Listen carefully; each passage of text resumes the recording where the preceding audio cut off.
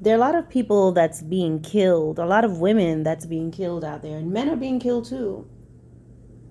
A lot of times, the way that a man can end up being killed by a woman is that she just sets him up. She uses another man to kill him. There are times that she can kill him too, but she can set him up. And that's why it's very important that, guys, when the Lord opens up your eyes and show you the warning signs on people, He's giving you a window of opportunity to save your soul. You know, the Bible talks about the man who has no understanding. He lacks wisdom. He just follows a woman like a bull to the slaughter till a dart goes right through his arrow. A dart goes right through his liver and kills him. It's like a bird that's following, going right into the trap. When God shows you things about that woman, pay attention. How many times do you need to catch her lying? How many men is she going to be telling you is just a friend, and all these different things are going on? You're having altercations with men and having all these things. God is showing you the truth, and yet you continue to go back. Women, you can do the same thing too. You're trying to make a man who has not, he's not established in any way. He doesn't have to be a major success, but he's not doing anything with his life. He doesn't have a desire to. You're pushing him to go to school. You're pushing him to get his degree. You're pushing him to get up and go to work. You're making him go to work. He's coming home from work early, or whatever he's doing, or he, shouldn't be living with you, but some of y'all out there, hey, still doing stuff, and he's home early. He wasn't feeling well. Okay, he's always sick on Monday and Friday. He has a habit. He can't keep a job, and you're helping him fill out applications. Women, you're not supposed to be doing that. He should have a desire to do that. But because sometimes you want to build a man, you're willing to go through that. You want him to feel like a man. He does not own a car. Now, there are circumstances why someone may not own a car. There's some men, look, I can get a car. I don't need a car. He's comfortable. He has another way to get around. He can get to work. He can do what he needs to do. And some people, things happen to them. It can happen to the best of us. Things can happen. He may have had a bad something happened with him in his business. He helped someone and he had great credit. He had his thing and he lost stuff, bankruptcy. Things can happen to people. So we're not judging a person because they don't have a car. Like if you're in New York, you don't need a car. You really don't. Unless you're trying to go upstate or something like that. You don't need a car. All right. My parents had a car, but the car was parked all the time. We would only move it on different sides of the street when the street sweeper would come. But we took the train, we took the subway everywhere. The only time we need to drive was when we were going to Queens to see our family. My mom is going to upstate New York to go shopping. Or, we're driving out to DC, but then she didn't even drive her car. She would rent a car for that. So, and there may be different reasons, but there are people who they live their life just being dependent on women. He's not going to be a bigger man, a better man, because you're letting him drive your car. You may you want him to feel like a man, right? Because this is your car. He's not making any payments on it. He's not paying for the insurance on your car. He's not making any repairs on your car. Maybe there's one or two things he can do for you, but he's not able to. If something happened to your vehicle, he can't help you with anything. And so what happens is there's women, you want that man to feel good, so you're gonna let him drive your car. He doesn't have a car. He's driving your car, and eventually he's taking your car and driving your car all over the place. He's picking you up from work, and that makes you feel good, but he's driving your car. He goes grocery shopping with you, but he has no money to pay for anything. So you're paying for everything. You give him your debit card so he can feel like a man, putting your debit card in the machine, paying for the grocery he picked out, but you bought. And so there's something in women to just make that happen. And God is showing you this man cannot be a provider right now. There are some cases where I've heard of this woman before.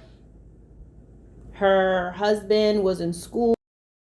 He was not her husband, actually. They had a unique situation where he was going to school, he was working very hard, he was not in a position to wine and dine her at the moment, but he was steadfast in what he wanted, and eventually he succeeded, graduated, they got married, and now he is blessing her. Or whatever, and for a while she was doing things on her own or whatever, and he was working hard, he was going through school, he was doing things that he needed to do, and he got to a place where he can provide.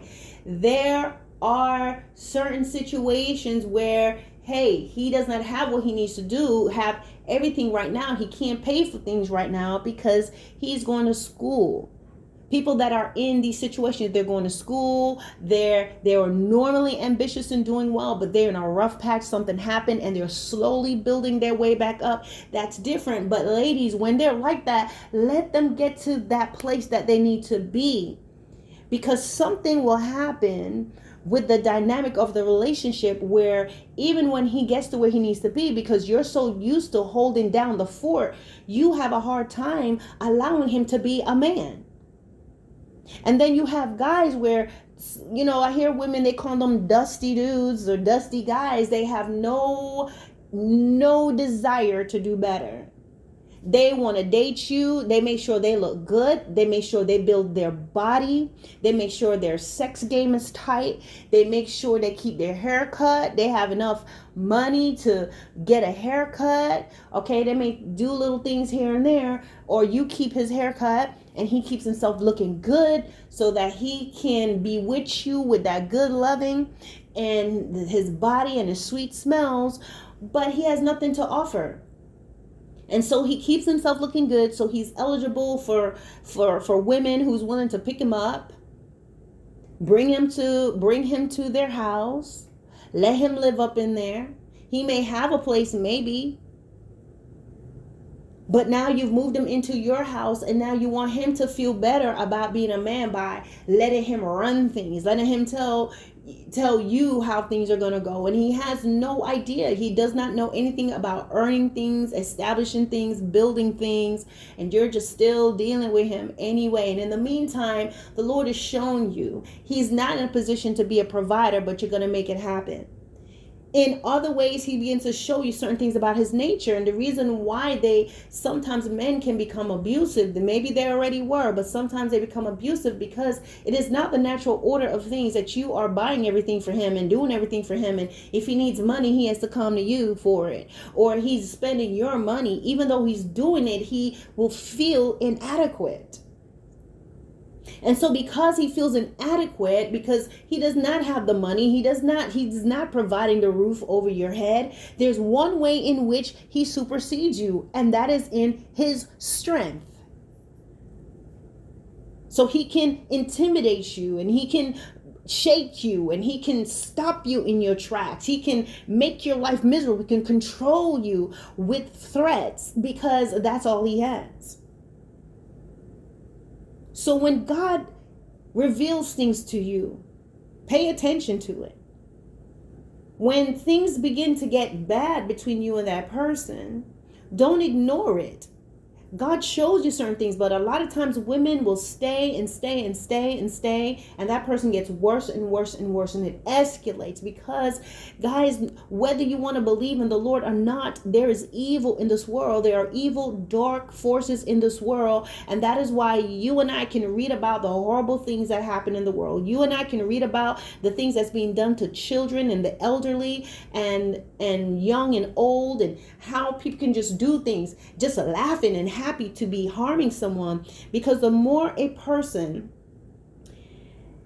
do sinful and wicked things, the more they want to discover their dark side. It opens them up to demonic influence, and they begin to do wicked things. That's why somebody that once held their baby in their arms can throw them over a bridge, because demons can do that. It is not that the person is not accountable for their actions, because most people that you see that are the menace to society and evil, if you go back in their lives, you're going to see there was something at the beginning of their lives, certain things that happened, and then it made them get worse. Some point in my life, in my 20s or so, because of things that I experienced in with church people and just certain things that was going on in my life at the time and around them, I started to have doubts about who God is and whether he cared about me. And I was like, because when I sinned, the church was making me feel like I was the worst thing. I went to them, I told them I was struggling in this area, and they turned against me in such a way. It was horrible. So, I have a video that's called "My Son Became the Sacrifice," and you guys have to look at that, and you'll see the things that I experienced. It was pretty serious. I mean, he's alive and well. I mean, there was no physical thing that happened to them, but it was happened to him. But it was definitely an act of wickedness that was done to me at the hands of the church. So when those things happen, when you've been hurt, in my case, the church, other people, they've been hurt by other people, maybe their loved ones, abused.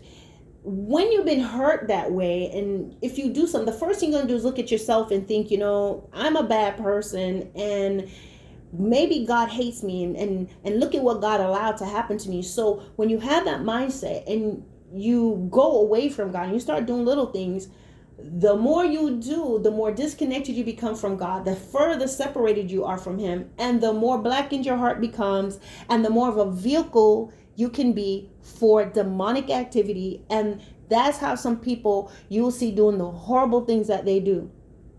So when God begins to open your eyes and show you things about somebody, and he allows something to happen where you guys break up, take that as he is saving your life. He is saving your soul. He moves on to somebody else. She moves on to somebody else. They're gone. Take that as he's saving your soul. You have an opportunity to take a job overseas, take a job elsewhere. You're given an opportunity to move, a job offer. Take that as an opportunity to save your soul.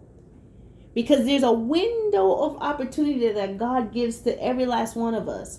People that we read about that got killed, got butchered, got dismembered. Believe me, before it got to that point, there were signs, there were things that they saw. They were trying to make something happen. They're trying to make that man be the best he could be. They're trying to make that woman, trying to make it work. They were always letting her get him all amped up. He's chasing down this dude, fighting this other guy, taking a phone from her, doing these things, and she set him up, get his head blown off. Or he ends up getting so frustrated he kills her. I'm talking about different scenarios here. The man that's chasing after this wayward woman, the woman that just can't seem to act right. She's double-minded and unstable in all her ways. And then you have the man over here unstable in all his ways, and the woman's trying to make things happen and moving him in. He's not going to be a man because you brought him in the house and, can you put up the blinds for me? You want him to feel good because he nailed up something on the wall, and you let him buy his own bologna and bring it in the house, and he take my bank card and go shopping. That is not making him a man. That man knows that he does not earn anything, and while he may be comfortable with it, now he feels like there's another way he has to exert himself, because you as the woman, because you are the provider, you are going to start to talk to him a certain type of way. And even if you're not, when you're giving him advice, because he knows he's inadequate in ways, he takes it as you're trying to tell me what to do. And he thinks that way because you're the one that's buying his clothes, buying his socks, buying his snacks, giving him money for this. He's driving your car. He has to come get you. He doesn't have the freedom to do what he needs to do. So there's going to be a problem.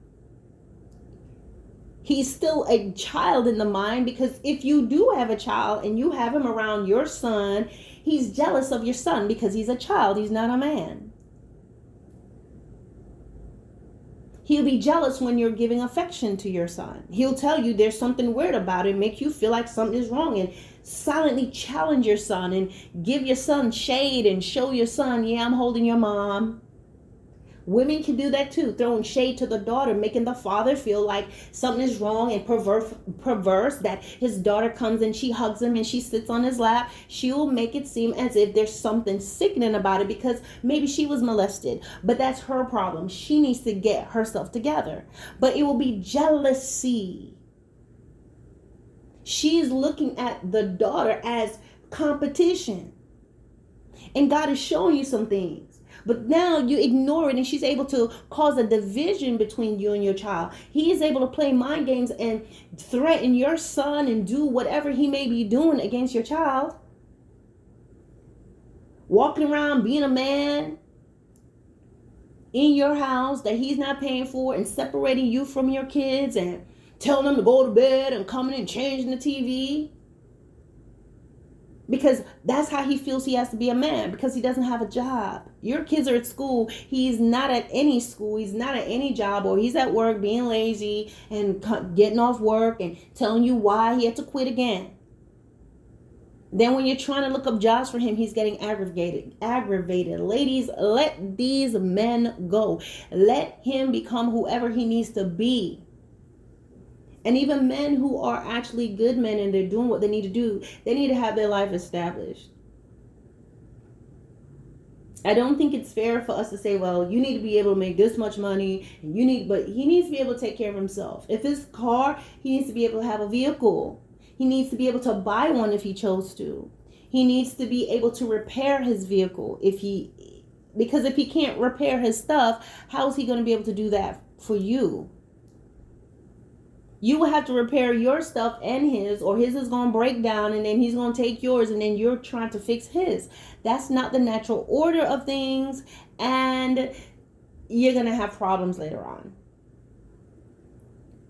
So what I would say to you all is not to be so desperate for a man, because that's what it is. Not to be so desperate to be in a relationship with a woman. See that woman for what she is, gentlemen, because these women out there can play games with you. And I tell you, women are better at playing games than a man. Play mind games, make you feel inadequate, use other people against you, abuse you and play the victim, manipulate you, have you not talking to your family, all these type of things. And know how to shut down on you and punish you silently to get you to bend and to yield. When God opens your eyes and he's shown you that this is not good for you, listen to him. It is better to hurt and to be sad as you're healing moving forward than to remain in a miserable relationship, being sad and being totally destroyed and still continuing in the cycle. When God gives you a way out, follow him, because a lot of times he sees the end. He sees how this is going to go. When you've been separated and you're not together anymore, you know how that thing ended. Don't go back to that. God will let you know, don't do it. Do not open the door. Because that person would have gone out there. You see, they go out there and they get their fill and they live their life however they want to live. And the Bible talks about when an unclean spirit enters a man. And when an unclean spirit has been cast out of a man, it roams around trying to see where it can go. When it finds a place, when it does not find a place to rest, it says, I'm going to go back, meaning I'm going to go back into this person. And if you don't have yourself covered under the blood of Jesus, and if you don't have yourself filled with his spirit, and you're still doing all kinds of little things in your life, whatever you look at, you start entertaining things again, they'll enter right in. But what happens? That spirit comes back and brings 7 more spirits more wicked than itself. And the state of that man is worse than what it was before. So what it means is you have had time, you were away from this person, suddenly they want to come back in your life. And they have not shown themselves to have changed. And sometimes the alarm bells are going off and he's telling you, no.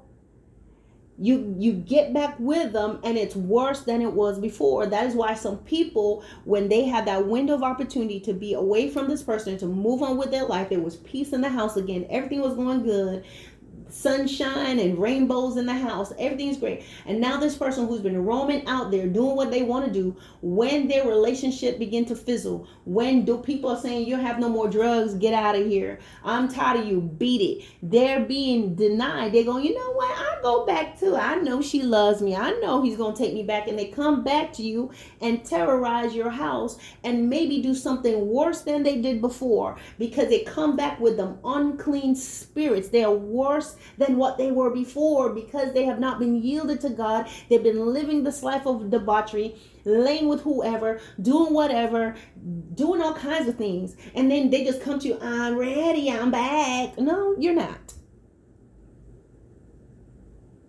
Pay attention, guys. Pay attention. Listen to God. This can apply to any relationship. When God shows you the hand of this person, where God opens your eyes and you catch them lying more than one time, you catch them doing some things, talking about you behind your back. I told you years ago, probably over 10, 11 years ago, I remember someone calling me and she thought that she was talking to somebody else, but she was talking to me about me. And I was so shocked. I remember exactly where I was. I was in a clinic. I was working there, and it was like the downtime for us. And I just couldn't bring my mouth to tell her that it was me, because I became very curious to know what this person who I thought was a good friend thought about me. And I sat in that exam chair and I listened and listened to her talk about me for 30 minutes straight, because she was that type of person that when she talks, she can really literally talk nonstop. Literally talk nonstop. She doesn't go, are you still there? Or stop to let you talk. I listen to her talk about me. Guys, these are the things that God will show you when you discover the truth. And some things, guys, while yes, it may be room for reconciliation, more often than not, it's your escape. He's shown you the type of person this individual is. But too many people are trying to turn a bobcat into a harmless kitten. Many people are literally bringing a giraffe in the house and saying, it's gonna work. The room's too small. You don't have what it needs. It needs to be outside. It cannot dwell in the environment, but you want to have a giraffe in the living room. It's not the environment for it. It is not adapted for that environment. You trying to make it work. You trying to have a relationship. You trying to love on a python. And so God will show you, but it's up to us whether we're going to obey, whether we're going to take heed, whether we're going to listen, or we're going to wait until the guillotine falls.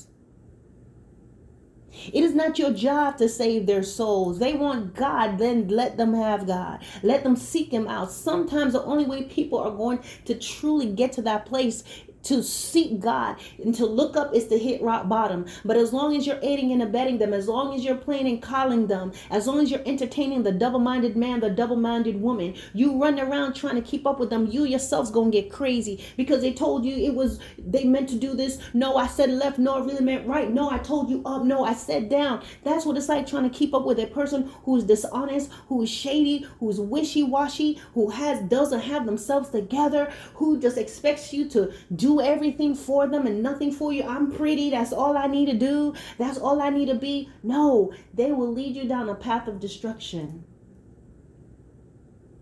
So you went out there and bought an antelope man, and now you're trying to make her first lady. How many antelopes you got in the pulpit acting as a first lady with hooves?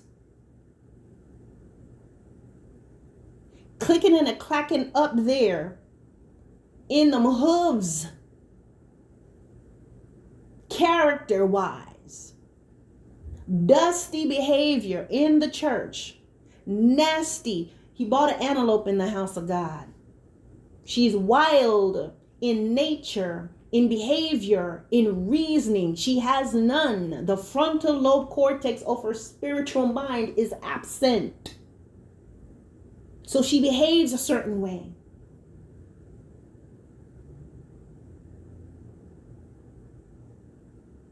You can't bring Danny Fontaine up in the church and make him a pastor. You know how that man is. He's a pastor, and now he's there looking greasy, trying to, coach and mentor the sisters. Just shoes just shuffling and shuffling. He just come down the aisles like, just feet just swiddling underneath them, just spinning like wheels, just coming up, just gliding. He's greasy in nature. We done got Danny Fontaine. preaching. Pay attention.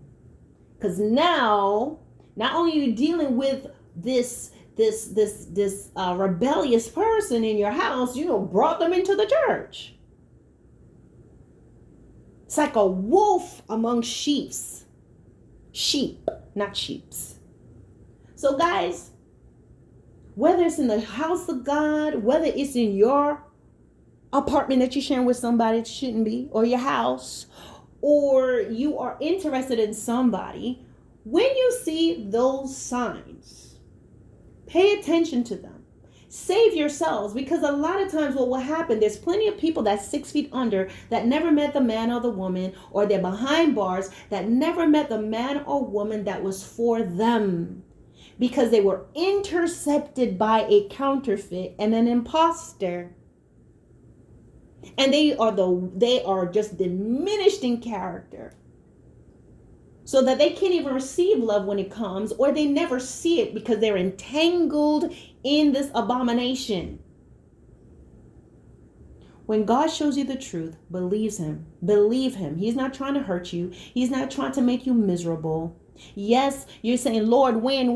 What? Because you keep looking and you keep drawing the same sort of men or women towards you, because inside of you there needs to be work done to set you free, to take out those seeds of just low self-esteem or entitlement, or what you've been taught, the games you've been taught to play, and the abuse you may have gone through. So why do you keep drawing a certain type of man? Why do you keep drawing a certain type of woman? Why do you find yourself in the same cycle? Because there's something in you that is drawing that. So even when you leave and you say you're being better, you're not allowing the Lord to deal with those deep things within you, that you are set free, you are made whole, you can see things clearly, so you won't keep making the same choices.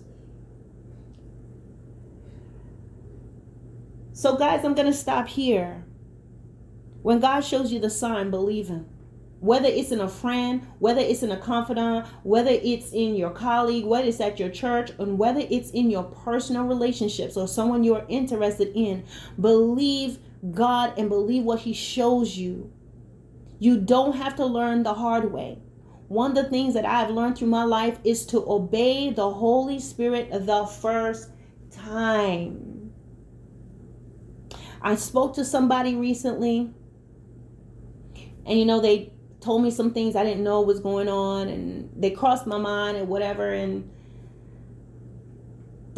so I talked to them and everything. And then this morning, as I was laying there, the Lord was like, just reveal, this person does not see you the way, as far as friendship, it's not the same. And he just kind of let me know some things, even though you may not be in touch with someone all the time, there are just certain things, hands down, when it happens, you're going to just let your friend knows about it. And there are just certain things, he just showed me, listen, this has changed. Not that this person's a bad person, but just kind of the reality of, hey, this friendship is not where you think it still is, And guys, it wasn't a bad thing. It wasn't anything I thought evil of the individual, but it was just a reality, because God will show you and God will teach you. He didn't say stay away from this person or they're going to do you harm. No, it wasn't like that. He just gave me the skinny on what it was. So guys, believe him and trust him and know that he's not going to hurt you, and he's not trying to just give you the worst life ever. Oh God, how long I keep meeting the same people? It's because something in you, it keeps drawing the same type of guys, the same type of women, the same type of friends. You keep going to the same type of churches where the person behaves just like your abusive parents or friends and coworkers, because there's something in you, you're running and trying to find acceptance, and God needs you to keep still so he can clean you up.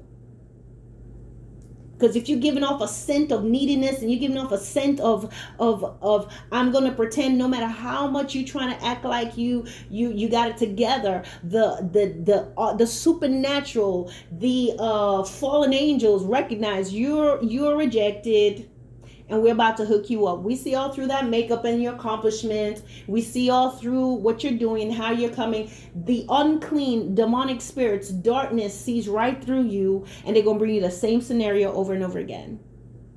So let us allow the Lord to cleanse us completely from hurt and pain and rejection in the past and mindsets, so that in the future you will see a counterfeit a mile away. You'll be able to pick up that this is not a true friend. You'll be able to discern this is not the place for me to worship. And you'll also be able to discern people who are genuine, places and environment where you can genuinely fellowship in the body of Christ, people who you can really be friends with, and a relationship that is godly and that is of Him. All right, guys. Thank you for watching, and talk to you soon.